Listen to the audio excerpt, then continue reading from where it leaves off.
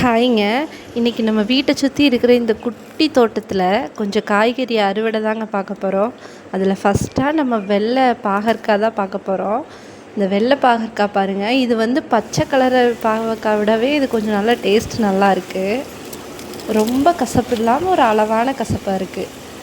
அது போக இன்னும் பச்சை பாகற்காய் இந்த தடவை 2 கலரில் வந்து போட்டிருக்கேன். பச்சை வெள்ளை ரெண்டுமே சூப்பராக காய்ச்சிட்ருக்குது. பார்த்திங்கன்னா வாரத்தில் எப்படியும் ஒரு கிலோ காய் கிடச்சிடும், அந்தளவுக்கு நிறைய காய்ச்சிட்ருக்கு.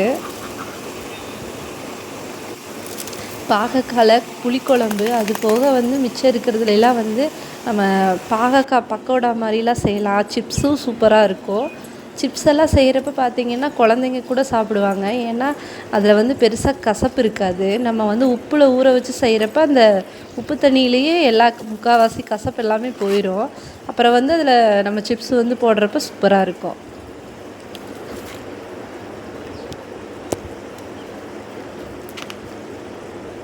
இன்றைக்கி பாருங்கள் எவ்வளோ பாவக்காய் இருக்குன்னு.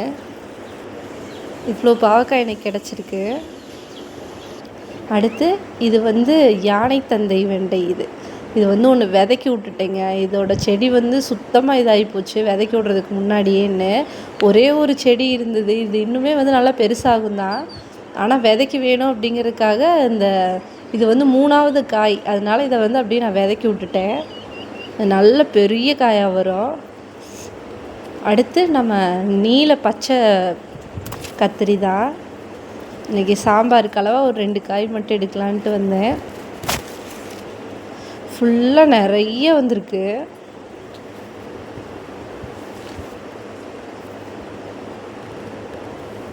அப்புறம் கொஞ்சம் கொத்தவரங்காய். இன்றைக்கி கத்திரிக்காய், முருங்கைக்காய், அடுத்து வந்து கொத்தவரங்காய், இது 3 போட்டு தான் சாம்பார் வைக்கலாங்கிறதுக்காக எடுத்தேன். கொத்தவரங்காய் போட்டு சாம்பார் வச்சோம்னா சூப்பராக இருக்குங்க. பாருங்கள் 3ஐயும் கலந்து போட்டிருக்கேன். முருங்கைக்காய் வந்து மரத்தில் ரொம்ப உச்சியில் இருக்குது. அது வீடியோ எடுக்கிற மாதிரி இல்லை. அதனால் வந்து முருங்கைக்காய் மட்டும் போய் எடுத்துகிட்டு வந்துட்டேன். அது வணக்கிறப்பயே பார்த்திங்கன்னா அந்த கொத்தவரங்காய், முருங்கைக்காய் இதெல்லாம் கூட வாசம் அவ்வளோ சூப்பராக இருந்தது. அடுத்து தூதுவளை வச்சு கொஞ்சம் நாள் ஆகுது. நல்லா வளர்ந்துட்டு வருது. இதை வந்து கீழேருந்து நம்ம வெட்டி எடுத்துட்டோம் அப்படின்னா பக்கத்துலேருந்து நிறைய பிரான்ச் எல்லாம் பிரிஞ்சு சூப்பராக அப்படியே தழைஞ்சு வர ஆரம்பிச்சிடும்.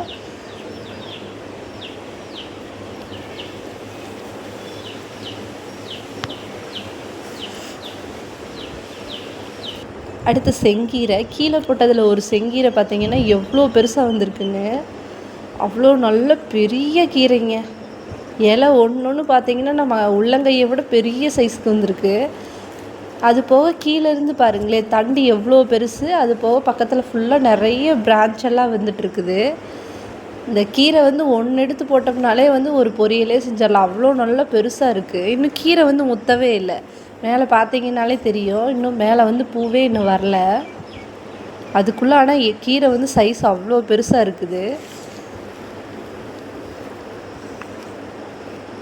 இந்த மாதிரி பெரிய கீரையாக வர்றதெல்லாம் நம்ம வந்து கட் பண்ணி எடுத்துக்கிட்டே இருந்தோம்னா ரொம்ப நாளைக்கு வந்து கட் பண்ணி எடுக்க ஆரம்பிச்சிக்கலாம். இதெல்லாம் பார்த்திங்கன்னா வேரோட தான் எடுக்க முடியும். இதெல்லாம் வந்து நம்ம கட் பண்ணி எடுத்தோம்னா கீரை அடுத்து நிறைய தடவை நம்ம எடுக்கலாம்.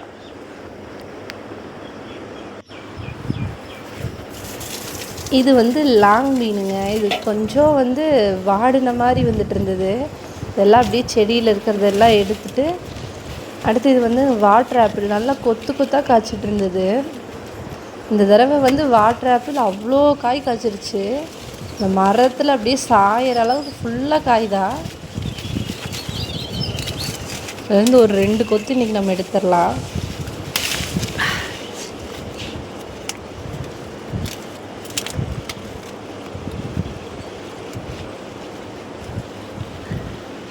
இது பாருங்களேன் எவ்வளோ அழகாக இருக்குன்னு. பார்க்குறதுக்கு ஒரு பூ மாதிரி.